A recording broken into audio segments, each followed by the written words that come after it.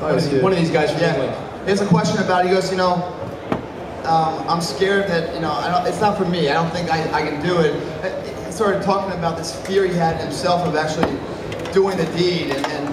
And fear is something that is in every profession, and it will rob you of the potential you can be. And why is that? Because fear is an energy source, guys. And once fear is established in your body as a parasite, it feeds off you, the host. And the food it feeds off of is confidence, another energy source. Newton's law, energy is never lost but transferred. As your confidence leaves you, because the fear is getting stronger and stronger, putting more and more roots inside, you start to pull that energy off out of you. And then you start to have self-doubts about yourself. You start to lose the ability to overcome fear or overcome challenges. You start to second and question yourself everything you do. The example I was telling yesterday was a girl I went bungee jumping with.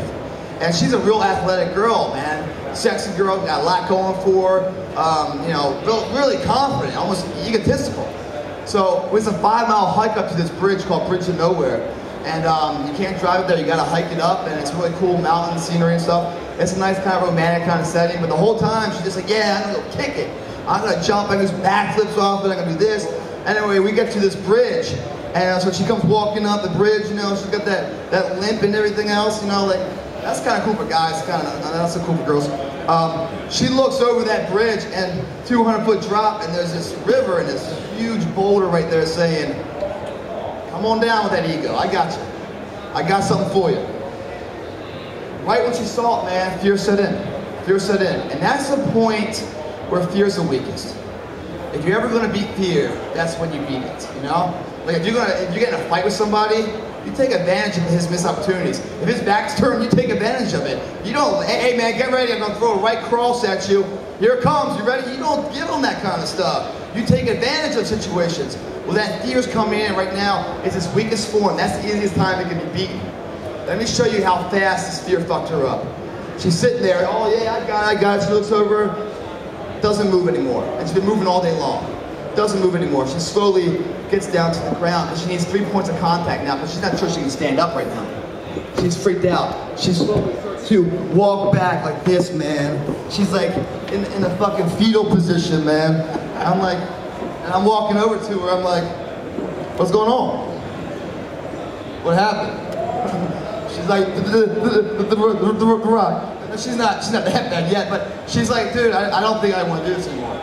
I go, you've been talking it up all this time. What's wrong now? Why didn't you want to do it? I just, you know, I don't think it's for me, I don't think it's for me. So I try to talk her out of it and stuff, and you know, so she finally got the intestinal fortitude to get up, go to the edge, and on the edge is a piece of metal, probably so thick, you know, and 200 feet drop, that's all there is. She puts her leg over, the other leg is coming over like she got Parkinson's bad, man. She's shaking everywhere, and she's on the edge, you know, and you gotta go backwards, you know? Which is the easiest way to go, because you can't see the drop. Going this way is a little bit harder. So this way she can see safety and say goodbye to it. This way she's already said goodbye to it and saying shit. So her back's turned to her like this, and she is shaking like crazy. The announcers, the instructors are trying to get her going, and like, all right, eyes on me, eyes on me. Here we go in 5, 4, 3, 2, 1, go! And she, no! Not going, man. She's got a death grip on there, man. I can't pry it off. They can't pry it off. She's starting to cry. I'm just like, what happened, man? Jesus, you know, I'm kind of embarrassed I even brought this girl now. So I'm standing over here. I'm just like, man, this sucks. You know, and they're trying to pull her back. Like, hey, let's pull her over. She ain't gonna jump. So she starts to come back over. And I go, hell no. I come running. I come off to the side. I go, see ya. Boom. Threw that bitch. She went down, man, I tell you now. She went down, and the noise that came out of her mouth, man, I got goosebumps thinking about it. So frightening, man. It was like a thing out of like the worst horror movie you ever seen. And they don't even need to put visual, just play that noise, and you're like, dude, that's too scary for me to watch. It's like Satan was coming at her. As she's going down, and the voice is getting louder, even though she's dropping further, like flames are gonna come out of her mouth. She comes down, boom, doesn't hit the rock. Comes back up a whole nother side. From that horrific sound to pure life. like she just delivered her first newborn, or just got engaged, or a kid on Christmas, or like, you know, when I came back from the war and gave my parents the first hug, that life has just begun, you know? Like that kind of moment.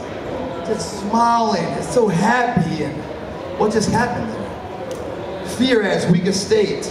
She faced it, killed it. Energy's never lost transfer, came back in, more confident, more capable, loving it. She jumped 4 more times, she did some backflips and everything else. But what really happened right there, her life began. Because if she did not jump and said, man, I can't do it, this has happened to all of us, and we'll make up every reason why we don't do it. We'll fool my man here, my man there, we'll fool this person, we'll fool everybody. But we can't fool ourselves, can we? There'll come a time we get up at 2 in the morning and take a piss. And we'll look in that mirror back at us, we'll know the truth. We'll know the reason why we didn't jump, because we're scared. And that fear is still inside of us, taking us away, thinking back on that. So the next endeavors we do in life, we're thinking how we failed instead of thinking how we can win it. That messes up your mindset tremendously. This girl will never have to worry about that, because she did it, she left it there. Not only did she do it, the fear left, more confidence came back, so her next endeavor, she'll look back and goes, yeah, I kicked an ass there, I'll do it again. I realized the fear I had right here was self-created, it wasn't such a big deal.